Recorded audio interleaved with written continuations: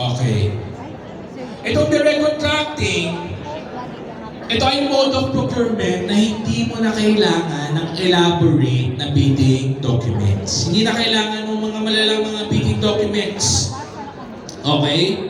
Ang supplier required to submit a price quotation or pro forma invoice together with the conditions of the sale, which may be accepted immediately or after some negotiations. Okay?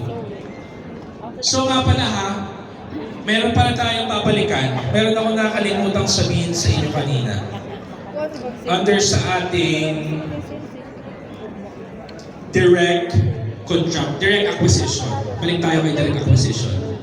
Baka lang makalimutan na. Proprietary nature source from a proprietary source.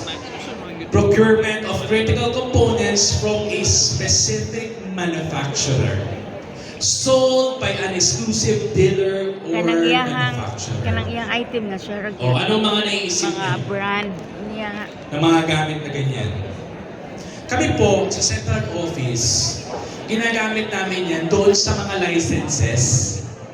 Yung mga Microsoft, Copilot, kasi pipihira po yung mga supplier na merong makakapag-offer ng mga ganong items. So yung mga licenses po, oo, pero not all the time po ha. Hindi all the time. Meron lang mga specific na licenses na iilang supplier lang o proprietary source lang ang makukuhanan nyo. Okay? Ngayon, ang question ni Attorney, sinasabi mo, proprietary in nature, obtained from a proprietary source. Ibig sabihin, pag pa nag-procure tayo ng tao, pwede. Hindi naman goods o hindi Kasi naman... po, si Attorney Wayne procured from a proprietary source. Isa lang siya. Ginawa ng nanay at tatay niya. Hindi na makakagawa ng Attorney Wayne ulit. Ganun po ba ang meaning nun? Hindi. Ang ibig sabihin natin ito, kailangan dito, yung mga goods talaga na iilan lang o talagang yun lang sa kanya lang manggagaling yung produkto na yun, di ba? For example, lumilipad na sapatos. Meron na bang nakakapaggawa ng lumilipad na sapatos? O, kapag kailangan na lumilipad na sapatos at meron ng isang nakagawa nun, sa kanya na lang kayo kukuha. Okay? Pero most of the time po, ginagamit namin ito sa mga licenses. Okay? Pero suriin yung mabuti ha, baka naman sabihin sa inyo, ako lang ang nag-offer niyan, maniwala agad kayo. Okay? Kaya importante ang pagkukontak natin ng ano? Market scoping. Market scoping. Para malaman nyo yung market nyo. Kung talaga bang totoo o hindi ang sinasabi ng mga supplier na nakakasalubong nyo. Naintindihan natin si direct contracting. Yes. Okay. Proceed tayo. Yan. O, ito po ang ating process ng direct contracting. Diba? Bilis lang.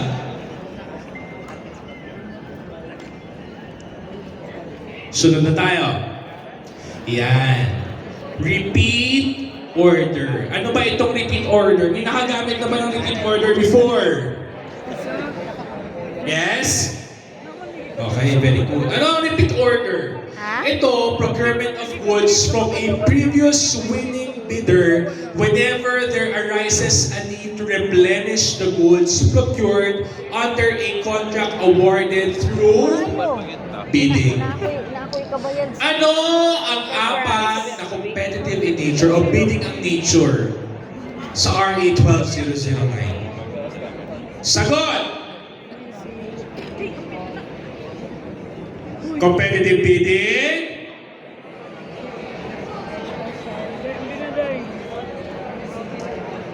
Papasahin nyo na lang eh. O ano yun? Competitive bidding, limited source bidding, competitive dialogue, or unsolicited offer with bid matching. Kailan ka pwedeng mag-direct acquisition, mag-repeat order? Pwede ka ba mag-repeat order kapag ikaw ay nag-direct acquisition? Thank you. Sagot! Yes. At yes. Pwede ka ba mag-repeat order pag direct acquisition? Okay. Pag LSP,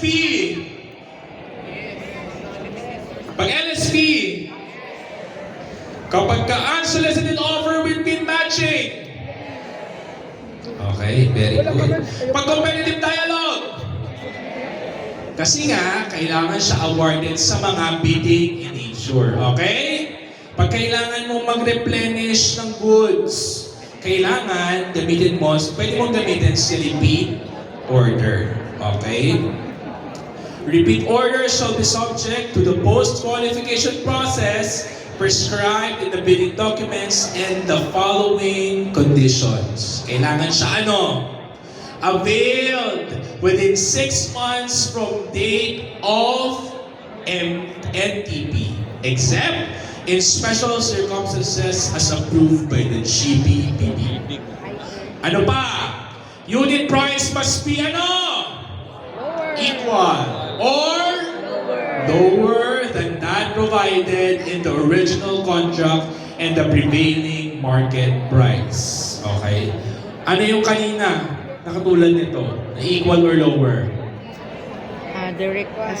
Direct acquisition. Direct sales. Very good. Direct sales. Shall not exceed 25% of the quantity of each item in the original contract. So, kailangan ito lahat i-follow nyo, ha?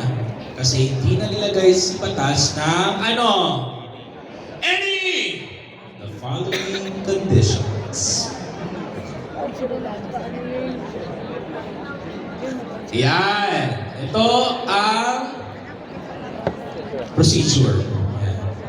Okay pala na sinisigawan kayo, no? Hindi kayo inaantok. Diba? Ang mga taga-Davao pala, malambing. Pag sinisigawan, ngumingiti lang. Determine the need to replenish the goods. Unit price must be what? Equal or? Where? Okay. Ano yung mode of procurement na kamukha niya na may equal or lower requirement? Very good. Galing na talaga. Diba? Ang bilis? Next, dito naman tayo sa modes of procurement, negotiated procurement. Repeat after me, negotiated procurement. Negotiated procurement. Di ba? Ang dami. Ang dami niyan. Pero lahat yan, nasa 9184 yung iba. Diba? Pero meron tayong mga bago. Yung agricultural and fishery products natin sa Sagip-Saka. At saka yung international events, conferences, summits, or activities hosted by the Philippine government. Yan po yung mga pinaka-bago. Pero ang i-discuss ko mamaya sa inyo, yung Sagip-Saka, kasi ito yung parang pinaka-applicable sa ating school setting. Okay, ano ba ang negotiated procurement? Si procuring entity directly negotiates a contract with a technically, legally, and financially capable supplier. Okay? Or consult. Supplier, consult, contractor, or consultant. Okay. So, tuloy na tayo ng negotiated procurement. Yan. Lease of real property. Lease of real property and venue. Okay. For official use, government agencies should prioritize leasing government-owned properties. Tandaan. For official use, government agencies should prioritize leasing what? Parang ayaw nyo. Should prioritize leasing what? Government-owned properties.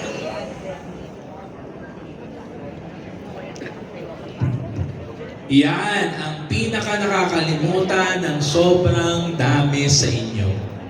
First, yan ang first na sentence ng lease of real property and venue. It is preferred that government agencies lease publicly owned real property or venue from other government agencies. Ibulong mo sa katabi mo. Bago tayo mag-lease, government agencies muna. Alam niyo po sa amin, sa central office, sa aming office, pag meron mo nagsasubmit na mga lease of venue,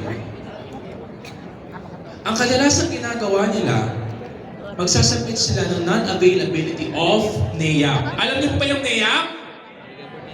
Di ba yun yung affiliate ng DepEd, di ba? NEAP facility. Hindi available si NEAP facility. Kaya okay na. Magpo-procure na kami ng private. Hindi kasi available si NEAP eh. Pero ano ba ang sabi sa batas? Sinabi ba na DepEd facility lang? Hindi. Ang sabi sa batas, from other government agencies. So mag-exhaust muna kayo.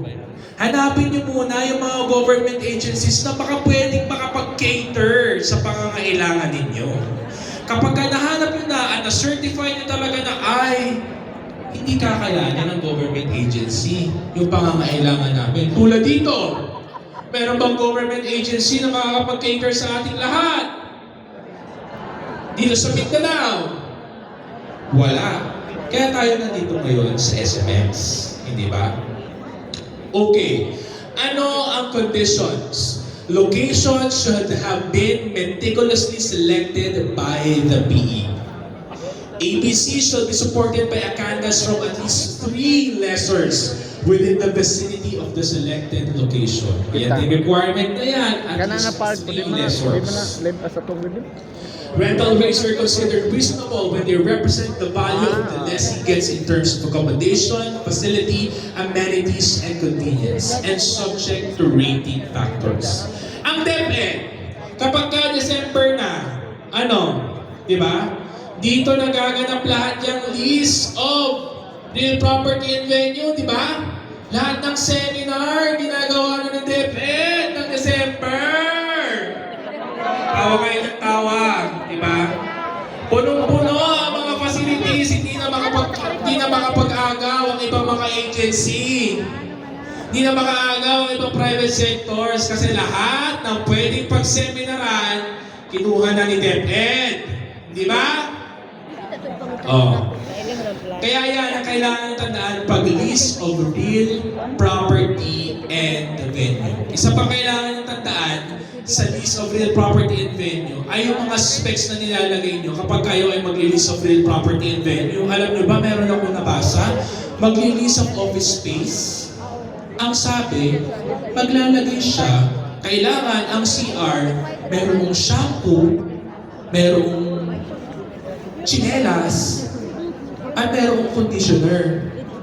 Saan ka makakakita ng office space na merong shampoo, conditioner, at chinelas ang CR? Hindi ba? Oh, ngayon, tapikin mo ang iyong katabi. Tapikin mo! Isuod! Huwag kang nang-open ng text-text. DepEd tayo. Malinis tayo. Pero wala. Oh, ito ang pinakamagandang reforma na ginawa ni Secretary Sani Angara. Ngayon, nakikita niyo ba, napapanood niyo sa balita? Ginamit namin ang lease of real property and venue para mag-classroom leasing in Laguna as game changer to address shortage. Palakpakan naman tayo. Diba? Kapag ang procurement, nagagamit natin na maayos, makikita nyo na, ay, ang dami palang posibilidad. Akala ko, yung list of real property and venue, pang seminar lang. Hindi pala, tingnan nyo. A first in DepEd's history. 7 classrooms under a 1-year lease arrangement. Hindi ba? Nakakatuwa. Next. Highly technical consultants. Repeat after me. Highly technical consultants. Okay. Ano ba itong mga highly technical consultants? Engagement with a consultant hired to do work that is highly technical or proprietary or primarily confidential or policy determining. So ano ang kailangan nyo kunin? Ang kailangan nyo tandaan bago kayo mag-procure ng highly technical consultant? First, highly technical or proprietary. Okay? Kailangan highly technical or proprietary yung gagawin niyang trabaho. Pangalawa, primary confidential or policy determining. Okay? Kapag ba kayo magsisecure ng janitorial services, highly technical consultants ang gagamitin? Ito ba ang gagamitin? Pwede, attorney. Kasi di ba sabi mo, primary confidential, lahat ng chismis ko alam na nung security guard namin sa school. Yung kaaway kong teacher, sinasabi ko na sa kanya, sa security guard, kaya primary confidential na siya. Pwede ba? Hindi. Kailangan yung work niya, highly technical or proprietary or primary confidential or policy determining. Kami po sa central office, pag nagpro-procure kami ng highly technical consultants, ito yung mga gumagawa ng system or may hawak ng data. Kasi primary confidential and highly technical work po ito. Ano ang mga conditions ng highly technical consultants? Trust and confidence are the primary considerations for hiring. Okay? Terms shall be on a yearly basis. Yearly na siya. 9184, ang pagkakatanda ko, 6 months pa lang siya dyan. Ngayon, on a yearly basis.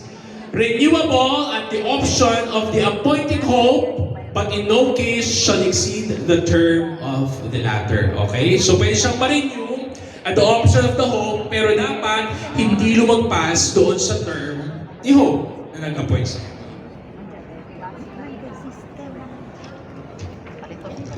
Naintindihan ang highly technical consultants.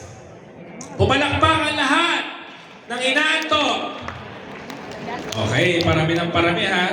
Yung mga pumalakpak po ha, pakitandaan natin ha, pakitawasan ng CPD units.